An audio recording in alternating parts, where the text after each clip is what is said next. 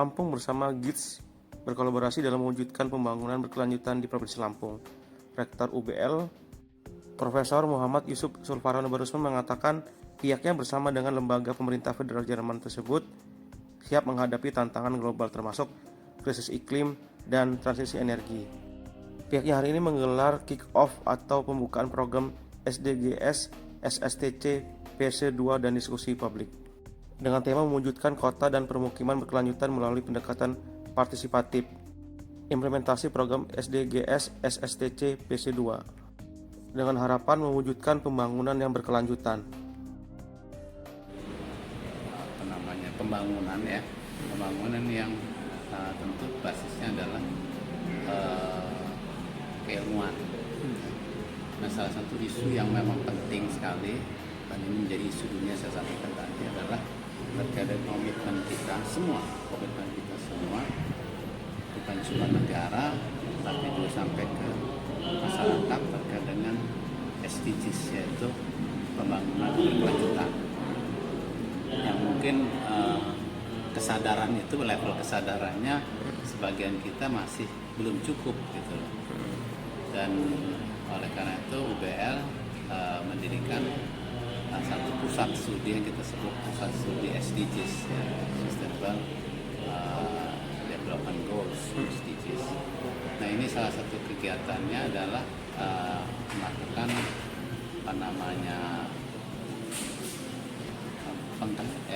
pengkajian, kemudian pendampingan, dan kemudian nanti implementasi terkait dengan pembangunan pemukiman yang ada di Provinsi Lampung yang berorientasi pada sustainability juga berkelanjutan. Dan alhamdulillah UBL bekerjasama dengan GIZ, ya, GIZ itu satu lembaga yang dimiliki oleh pemerintah Jerman, ya, terkait dengan program ini. Ini hari ini adalah kick-off-nya yang akan dimulai dengan berbagai macam kegiatan, yang termasuk capacity building yang ada di stakeholder terlibat, termasuk juga masyarakat yang terdampak dengan kumuh. Nah, itu yang tahap selanjutnya saya minta lebih lebar lagi, ya, bahkan ke seluruh kota, ya, desain kota yang memang berorientasi pada sustainability.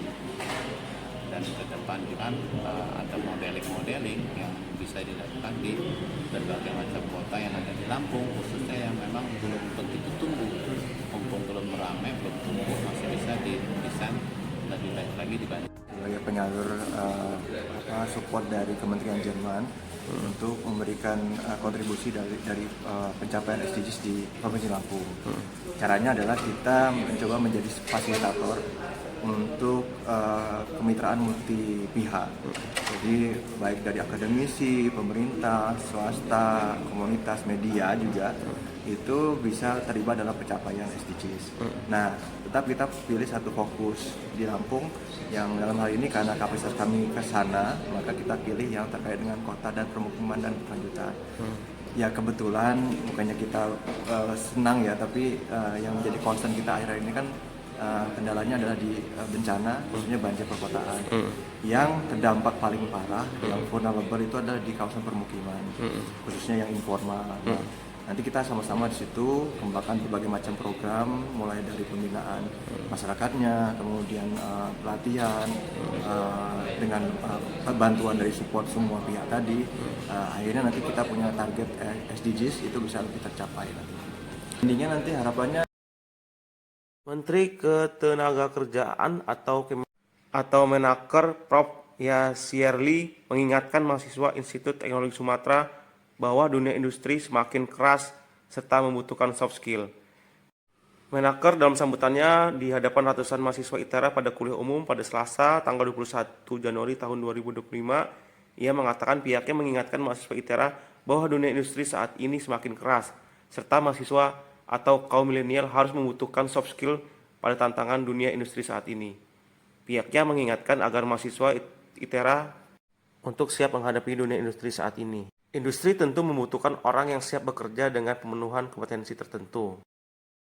Sedang menyiapkan apa yang disebut dengan employment outlook. Pak Menteri Ristek sendiri sudah menyampaikan, ayo dari usulan dari Kementerian Ketenagakerjaan seperti apa tenaga kerja kita ke depan dan kami akan menyesuaikan. Jadi itu sedang kita buat sehingga itu nanti kita berharap kalau outlooknya 5 tahun maka itu kemudian atau 10 tahun itu bisa menjadi masukan lah bagi perguruan tinggi untuk mereview kembali mengevaluasi kembali ke ekonomi seperti itu.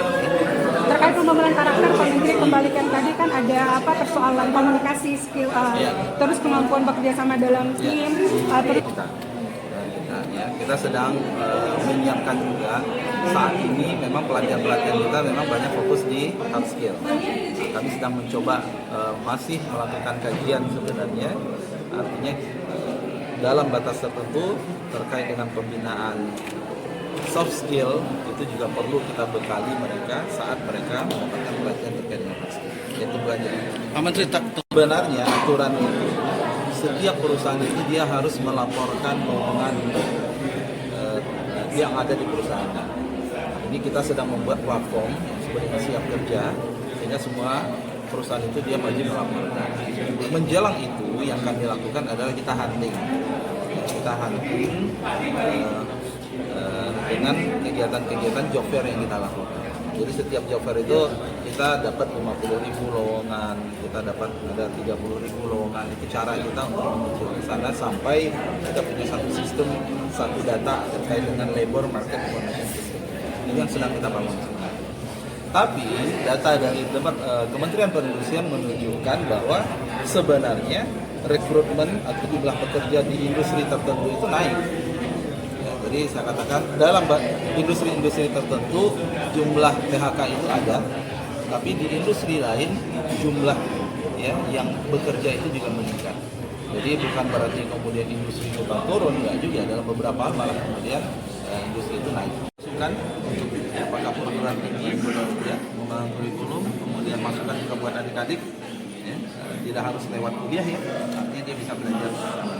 Oke, cukup. Ada kurikulum di sini kan ada rekrutmen atau jumlah pekerja di industri tertentu itu naik.